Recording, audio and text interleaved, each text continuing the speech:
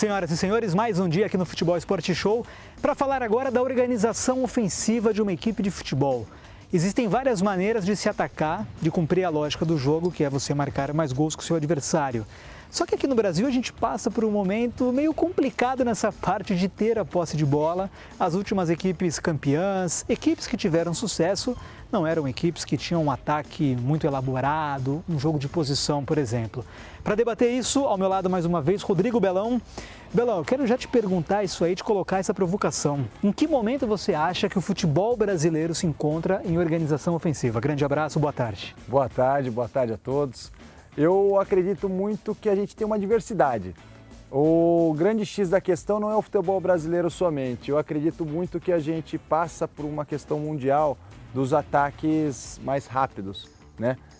A gente vê na Copa do Mundo passada, a gente consegue enxergar muitas equipes que conseguem chegar ao gol, atingir uma verticalidade muito grande, então ela chega ao gol adversário com poucos passes, né? Troca de passes.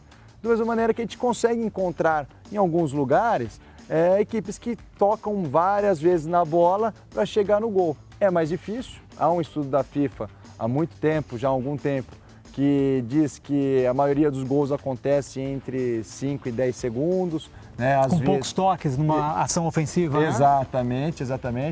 Às vezes de 5 a 15, uma finalização, enfim. Então, a gente consegue perceber isso. Agora, a gente pode ter esse ataque rápido de algumas maneiras diferentes. A gente pode ficar num bloco mais baixo, uma defesa mais fechada, né? A gente costuma dizer assim, ficar mais fechadinho. Quando recupera a bola e conseguir sair numa transição muito alta, num ataque muito rápido, né? Então, ser vertical, não ficar com essa posse, vamos lembrar do Guardiola no Barcelona, de manutenção. Então, você consegue ficar fechadinho, trocar passes rápidos e chegar lá na frente. Existe você estar marcando um pouco mais avançado, num bloco médio, ou seja, ali na região do meio de campo. Então, quando você rouba ali, você já está mais próximo do gol.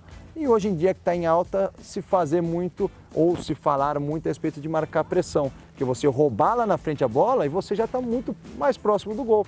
E a partir dali, você, 2, 3 toques, conseguir chegar numa finalização. Claro. Eu vejo muitos times na Europa e a gente consegue ver muito alguns times alemães fazendo isso. Né? Eu me lembro do Red Bull Leipzig, há 2 anos atrás, que foi vice-campeão da Bundesliga, que ele tinha muito dessa filosofia. Pressionar alto, recuperou essa bola lá, 2, 3 passes, está dentro da área para finalizar.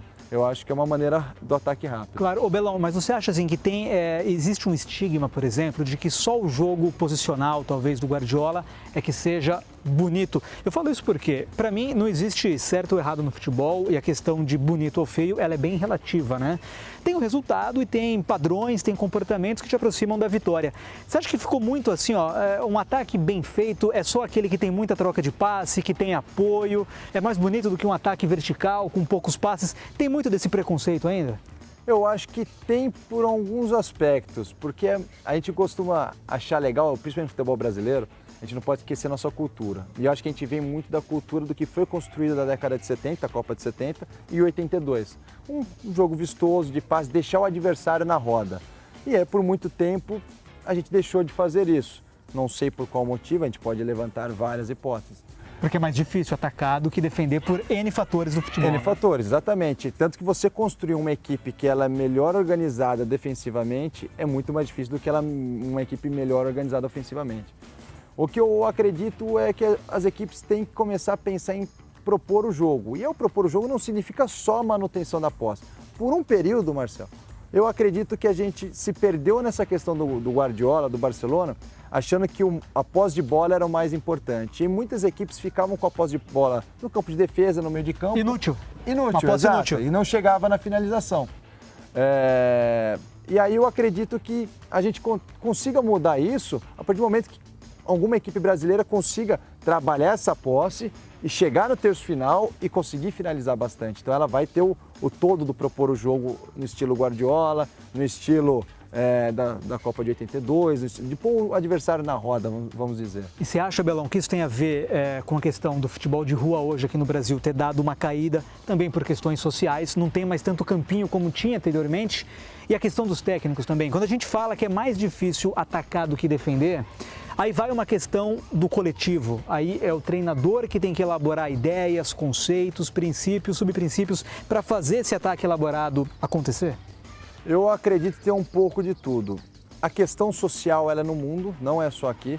Aqui a gente tinha a pelada de rua, mas fora do país as crianças querem ficar mais no computador que praticando esporte também. Isso é uma questão social mundial, ao meu ver. A questão do futebol de rua, para mim, ela cria duas situações. Primeiro, a plástica, a técnica, a questão do menino driblar, pular a guia da calçada com condução de bola. Então, eu vejo esse aspecto da questão dos campinhos, do futebol de rua, ser uma questão social macro, mundial, né? Eu entendo que aqui no Brasil a gente não tem tanto mais essa questão do futebol de rua, mas fora do país, na Europa, por exemplo, os meninos não... Tem menos ainda. Menos ainda, né? Eles ficam muito mais na tecnologia, no computador do que em outra situação. Então, eu penso o seguinte, que os meninos, as crianças, né, os meninos e meninas, enfim, quando brincavam na rua, desenvolviam muito a plástica do jogo, né? Então, técnica de condução, domínio, uma técnica básica, mas que dá plasticidade, o drible, de driblar um banquinho, de driblar um parquinho, de subir a guia da calçada com bola, então desenvolve a plástica. Uma outra coisa que causava por consequência era a tomada de decisão. Desenvolvia muito a tomada de decisão do menino, porque ele tinha muitos fatores na rua. Pô, eu driblo essa guia, eu toco pro meu amigo, eu faço tabela na parede, faço gol, então ele criava resolvia os problemas ali que apareciam. Então acho que criava isso também no atleta e agora cria-se menos. E aí os treinos têm que tentar evoluir e melhorar para suprir essa necessidade. Uma questão que eu acho importante é a gente pensar que a iniciação, falta dos meninos em relação a essa questão social, ela estaria muito mais voltada à escola, que nos outros países, Estados Unidos, Austrália, por exemplo, tem muito mais desenvolvido do que a gente.